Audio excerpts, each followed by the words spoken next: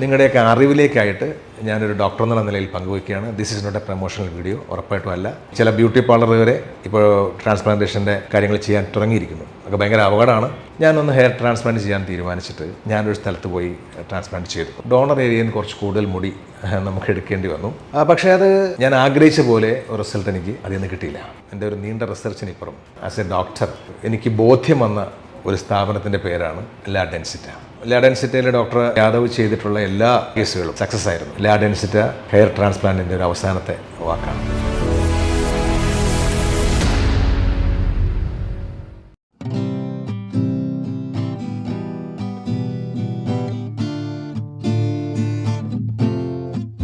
നമസ്കാരം, ഞാൻ ഡോക്ടർ ഷാജു. നിങ്ങൾക്ക് എന്നെ ഒരു ആക്ടറായിട്ട് പരിചയം ഉണ്ടാവും, പക്ഷേ ബേസിക്കലി ഞാനൊരു ഡോക്ടറാണ്. നിങ്ങളിൽ ചിലർക്കൊക്കെ അറിയാൻ തോന്നുന്നു. അപ്പം ഞാനൊരു 23 വർഷമായിട്ട് മലയാളം, തമിഴ്, കന്നഡ ലാംഗ്വേജുകളിൽ അഭിനയിക്കുന്ന ഒരു ആക്ടറാണ്, ടെലിവിഷനിലും സിനിമയിലുമൊക്കെ. അപ്പം ഞാൻ എൻ്റെ ഇത്രയും നീണ്ട കരിയറിനിടയിൽ ഏതെങ്കിലും ഒരു സ്ഥാപനത്തിന് വേണ്ടിയിട്ടോ അല്ലെങ്കിൽ അങ്ങനെ ഒരു അസോസിയേഷൻ വെച്ചിട്ട് നമ്മൾ ഇങ്ങനൊരു വീഡിയോ ചെയ്തിട്ടില്ല. അതാണ് ഞാൻ പറയാൻ കാരണം. ബേസിക്കലി ഒരു ആക്ടർ എന്നുള്ള നിലയിൽ നമുക്കുണ്ടാകുന്ന ഏറ്റവും പ്രധാനപ്പെട്ട വിഷയം നമ്മുടെ മുഖമാണ്. നമ്മളതാണല്ലോ നമ്മൾ ജനങ്ങളിലേക്ക് എത്തിക്കുന്ന നമ്മുടെ പ്രധാനപ്പെട്ട ആയുധം. അപ്പോൾ അതിൽ പ്രധാനപ്പെട്ടൊരു കാര്യം എന്ന് പറയുന്നത് മുടിയാണ്.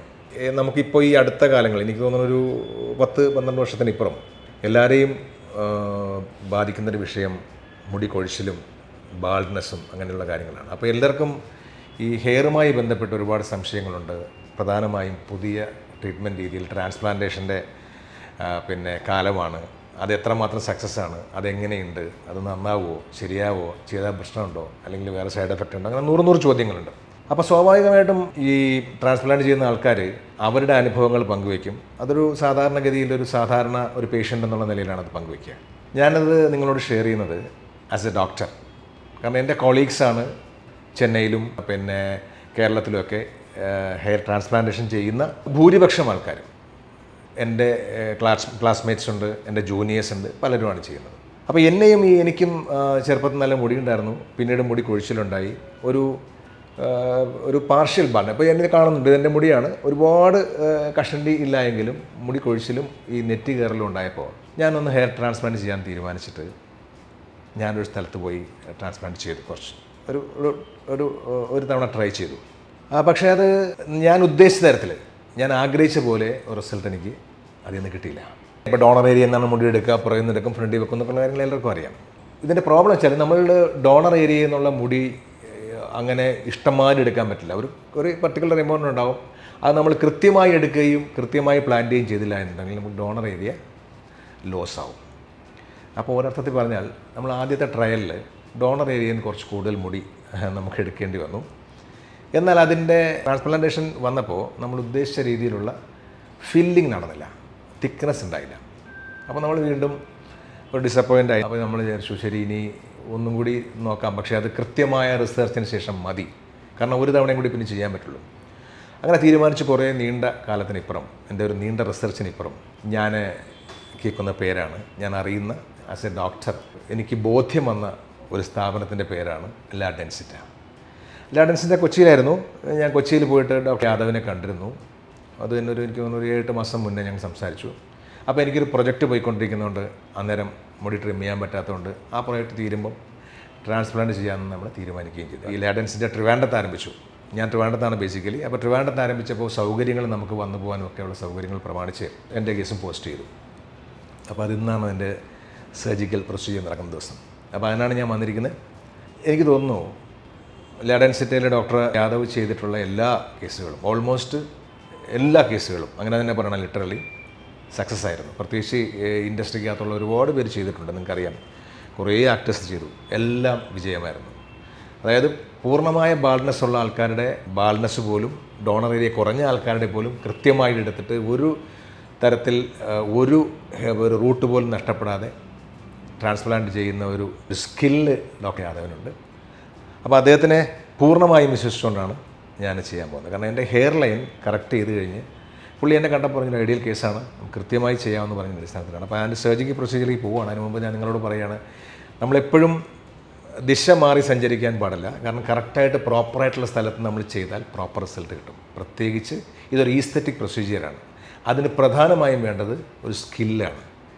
അപ്പോൾ ആ സ്കില്ല് ഡോക്ടർ യാദവിനുണ്ട്. അപ്പോൾ അതുകൊണ്ട് ഞാൻ അദ്ദേഹവുമായിട്ട് അസോസിയേറ്റ് ചെയ്യാൻ തീരുമാനിച്ചിട്ട് ഞാൻ എൻ്റെ ട്രാൻസ്പ്ലാന്റേഷൻ ചെയ്യാൻ പോവാണ്.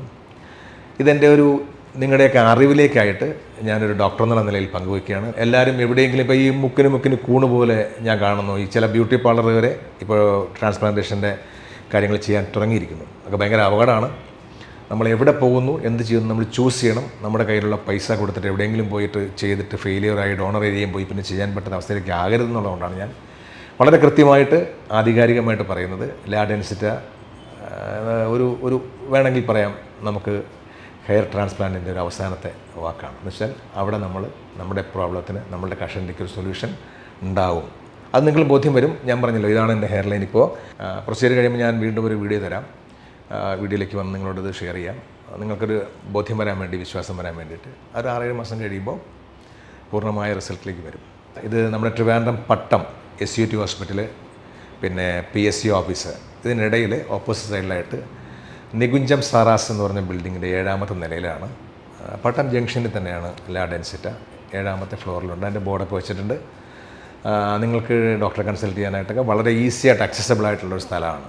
അപ്പോൾ നിങ്ങൾ വന്നിട്ട് ട്രൈ ചെയ്ത് നോക്കുക കേട്ടോ. Thank you.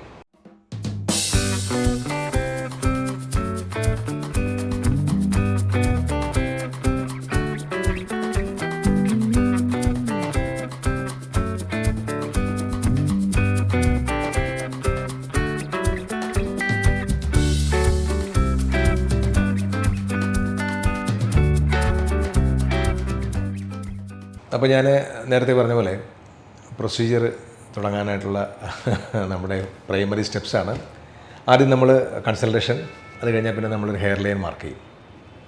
അപ്പോൾ എൻ്റെ ഹെയർ ലൈൻ ആക്ച്വലി ഡോക്ടർ പറഞ്ഞ പോലെ ഹെയർ ലൈൻ കറക്റ്റാണ്, പക്ഷേ അത് ഡെൻസിറ്റിയുടെ കുറവുണ്ട്, തിക്നെസ് കുറവുണ്ട്. അപ്പോൾ അതൊന്ന് ശരിയാക്കാനാണ്. അപ്പോൾ ഡോക്ടർ യാദവനെ വരച്ച ഹെയർ ലൈനാണ്. അപ്പോൾ പുള്ളി എന്താണ് പ്രധാന ഒരു സ്പെഷ്യാലിറ്റി എന്ന് പറഞ്ഞാൽ, നമുക്ക് ചേരുന്ന പോലെ, നമ്മുടെ ഫേസിന് ചേരുന്ന പോലെയും, നമ്മൾ ഹെയർ ട്രാൻസ്പ്ലാന്റ് ചെയ്താൽ അത് അറിയാത്തതുപോലെയും, നമ്മൾ ട്രാൻസ്പ്ലാന്റ് ചെയ്തതാണെന്ന് ഒരാൾ കണ്ടാൽ പെട്ടെന്ന് നമ്മൾ കണ്ടിട്ടുണ്ട് ചില ട്രാൻസ്പ്ലാന്റ് ഇങ്ങനെ വരച്ച പോലെ ഇരിക്കും, അങ്ങനെ അറിയാത്തതുപോലെയൊക്കെയുള്ള ഒരു ടെക്നിക്കാണ് പുള്ളി യൂസ് ചെയ്യുക. മാത്രമല്ല ഇപ്പോൾ ഞാൻ ചെയ്യാൻ പോകുന്നത്, ഇപ്പോൾ hair transplant day by day improvement ആയിട്ട് അതിൻ്റെ പിന്നെ പുതിയ ഡെവലപ്മെൻറ്റ്സ് വരുന്നു, ടെക്നോളജീസ് വരുന്നു. അതിൽ ലേറ്റസ്റ്റ് ആയിട്ടുള്ള പിന്നെ റിയൽ ടൈം സഫയർ എന്ന് പറയുന്നൊരു പ്രൊസീജിയറാണ്. നമ്മൾ ഡോണർ ഏരിയ എടുക്കുന്നു, അപ്പോൾ തന്നെ നമ്മൾ ഫില്ല് ചെയ്യുന്നു. അത് അപ്പോൾ പ്രിസർവ് ചെയ്യുന്നില്ല, ഡോണർ ഏരിയ നമ്മൾ എടുക്കുന്ന ട്രാൻസ്പ്ലാന്റ് ചെയ്യുന്ന ഹെയർ പ്രിസർവ് ചെയ്യുന്നില്ല. അപ്പോൾ അങ്ങനെ ഉള്ള കുറച്ച് അഡ്വാൻറ്റേജ് കൂടിയ ഒരു പ്രൊസീജിയറാണ് നമ്മളിപ്പോൾ ചെയ്യുന്നത്. അപ്പം ഹെയർ ലൈൻ മാർക്ക് ചെയ്തു, കണ്ടുവല്ലോ. ഇനി നെക്സ്റ്റ് നമ്മൾ ട്രിം ചെയ്തിട്ട് സർജറിയിലേക്ക് പോവാണ്.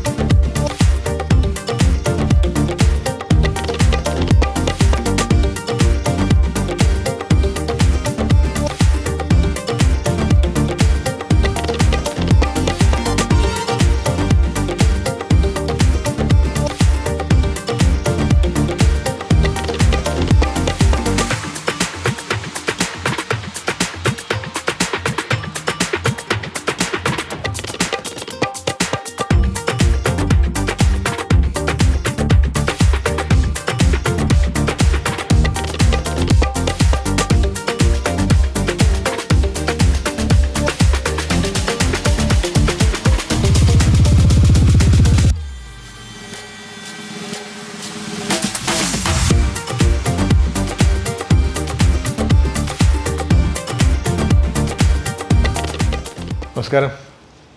ഞാനങ്ങനെ സർജറി വിജയകരമായിട്ട് പൂർത്തീകരിച്ചു. എനിക്ക് തോന്നുന്നു ഡോക്ടർ ജാദവ് ഇത് ചെയ്തിട്ട് ഒരുപാട് ട്രാൻസ്പ്ലാന്റ്സ് എണ്ണമറ്റത് ചെയ്തിട്ടുണ്ടാവണം. അപ്പോൾ ആ ഈസിനെസ് ഉണ്ടായിരുന്നു പുള്ളിയുടെ വർക്കിംഗ് ലാ സ്കില്ലിലും പുള്ളിയുടെ പ്രൊസീജിയറിലൊക്കെ ആ ഈസിനെസ് ഉണ്ടായിരുന്നു. അപ്പോൾ നമുക്കൊരു പേഷ്യൻ്റ് എന്നുള്ള നിലയിൽ ഭയങ്കര കോൺഫിഡൻ്റ് ആവും.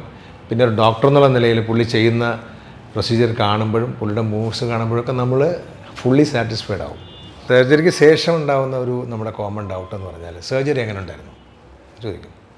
പെയിൻഫുള്ളായിരുന്നോ, നമുക്ക് ഓർമ്മയുണ്ടായിരുന്നോ, അല്ലെങ്കിൽ നമ്മൾ ജനറൽ അനസ്തീഷ്യയാണോ ലോക്കലാണോ, അപ്പോൾ നമ്മൾ ചെയ്തുകൊണ്ടിരിക്കുമ്പോൾ നമുക്ക് വേറെ എന്തെങ്കിലും പ്രോബ്ലം ഉണ്ടോ, നമുക്ക് ബി പി കൂടുമോ, അല്ലെങ്കിൽ നമുക്ക് മറ്റെന്തെങ്കിലും സിസ്റ്റമിക് പ്രശ്നങ്ങൾ ശരീരത്തിലുണ്ടാവുമോ, അങ്ങനെയൊക്കെയുള്ള ടെൻഷൻസാണ് സാധാരണ ആൾക്കാർക്ക് ഉണ്ടാകുന്നത്. അങ്ങനെയുള്ളൊന്നും ഉണ്ടാവില്ല, നോർമലി ഉണ്ടാവില്ല. അപ്പോൾ നമ്മളിവിടെ ചെയ്തപ്പോഴും ഉണ്ടായിട്ടില്ല. പിന്നെ നമ്മുടെ ലോക്കൽ അനസ്തീഷ്യ എന്ന് പറഞ്ഞിട്ട് ചെറിയ ഇഞ്ചക്ഷൻ നമുക്ക് തരുമ്പോൾ ആ കുത്തുമ്പോൾ ഉണ്ടാകുന്ന ചെറിയൊരു വേദന അത് മാത്രമേ ഉണ്ടാവുള്ളൂ. അത് കഴിഞ്ഞാൽ പിന്നെ നമുക്ക് നമ്മൾ ചെയ്യുന്ന പ്രൊസീജിയറൊന്നും നമ്മൾ അറിയില്ല. ഡോക്ടർ നമ്മളോട് വർത്തമാനം പറഞ്ഞുകൊണ്ടിരിക്കും, സംസാരിച്ചുകൊണ്ടിരിക്കും, നമുക്ക് ഡോക്ടറോട് സംസാരിച്ചുകൊണ്ടിരിക്കും. അപ്പോൾ അത് കഴിഞ്ഞ് നമ്മൾ റിയൽ ടൈം ആയതുകൊണ്ട് തന്നെ നമ്മൾ എക്സ്ട്രാക്ട് ചെയ്യുന്ന മുടി, ഹെയർ ഗ്രാഫ്റ്റ് നമ്മളെടുത്തിട്ട് അതേ സമയത്ത് തന്നെ ഫ്രണ്ടിൽ നമ്മൾ ഇംപ്ലാന്റ് ചെയ്തുകൊണ്ടിരിക്കും. അപ്പോൾ ഇത് ഒരേ സമയത്താണ്ട് മുടി നമ്മൾ പ്രിസർവ് ചെയ്യേണ്ട, എടുത്ത് സൂക്ഷിക്കേണ്ട, അങ്ങനെയൊക്കെ ചെയ്യാത്തത് കൊണ്ട് തന്നെ നമുക്കുണ്ടാകുന്നത് കുറച്ച് ഗ്രാഫ്റ്റിൻ്റെ ഹെൽത്തും ലൈഫും ഒക്കെ കൂടുതലായിരിക്കും, റിസൾട്ടും കൂടുതലായിരിക്കും. അപ്പോൾ എന്തായാലും അതാണ് ഞാൻ ചെയ്തിരിക്കുന്നത്. ഇപ്പോൾ സർജറി കഴിഞ്ഞു, നമുക്കിനിയൊരു 2-3 ദിവസം കഴിയുമ്പോൾ വന്ന് ഡ്രസ്സ് ചെയ്യണം. ഒരു 10 ഡേയ്സിൽ നമ്മളത് വാഷ് ചെയ്യും. പിന്നെ നമ്മുടെ കാര്യം നമ്മളതെങ്ങനെ സൂക്ഷിച്ച് വൃത്തിയായിട്ട് കൊണ്ടുപോയാൽ ഒരു 8 മാസം കഴിയുമ്പോൾ നമ്മൾ വിചാരിക്കാത്തത്ര റിസൾട്ട് ഉണ്ടാവും. ബിക്കോസ് എനിക്ക് മുന്നേ ചെയ്തിട്ടുള്ള എൻ്റെ ഫ്രണ്ട്സായിട്ടുള്ള കുറേയധികം പേര്, ഞാൻ പല ആൾക്കാരോടും നമ്മളടുത്ത് നമ്മൾ ഈ ഭയങ്കര റിസർച്ചിൻ്റെ ആളായതുകൊണ്ട് ഒരുപാട് പേര് നമ്മളോട് ചോദിക്കും. ഞാൻ പറഞ്ഞല്ലോ, നമ്മൾ ഈ കൃത്യമായ മറുപടിയാണ് കൊടുക്കുക. അപ്പോൾ അതുകൊണ്ട് തന്നെ അങ്ങനെ കുറേയധികം പേര് ചെയ്തിട്ടുണ്ട്. അവർക്കൊക്കെ നല്ല റിസൾട്ടാണ് വന്നത്. തീർച്ചയായിട്ടും അപ്പോൾ എനിക്കും നല്ല റിസൾട്ട് തന്നെ വരും, സംശയവും വേണ്ട. അപ്പോൾ ഇനി അതിൻ്റെ ബാക്കിയുള്ള പോസ്റ്റ് സർജിക്കൽ കെയർ എല്ലാം കഴിഞ്ഞ ശേഷം ഒരു 3rd ഡേ നമ്മൾ ഡ്രസ്സിങ് റിമൂവ് ചെയ്തിട്ട് 10th ഡേ ഹെയർ വാഷിന് ശേഷം നമുക്ക് വീണ്ടും കാണാം. ഇതൊരു വലിയ അത്യാവശ്യം ഒരാളുടെ സൗന്ദര്യ പ്രശ്നമാണല്ലോ, പ്രധാനപ്പെട്ട വിഷയമാണല്ലോ. നമ്മൾ എന്തെങ്കിലും എടുത്ത് ചെയ്ത് എവിടെയെങ്കിലും പോയി ചെയ്ത് അത് പ്രോപ്പറായി വന്നില്ല എങ്കിൽ ഉണ്ടാകുന്ന ബുദ്ധിമുട്ടിൻ്റെ വിഷമമൊക്കെ എനിക്ക് നന്നായിട്ട് അറിയാനുണ്ട് ഞാൻ പറയുന്നത്. അതുകൊണ്ട് നിങ്ങൾ ആ ക്ലിനിക്കിൻ്റെ പേര് മറക്കണ്ട, ലാ ഡെൻസിറ്റ. ട്രിവാൻഡ്രത്ത് ബ്രാഞ്ചുണ്ട്, പട്ടത്താണ് ബ്രാഞ്ച്, PSC ഓഫീസിൻ്റെ ഓപ്പോസിറ്റായിട്ട്. ഡോക്ടറുടെ പേരും മറക്കണ്ട, doctor Jadhav. Okay, thank you.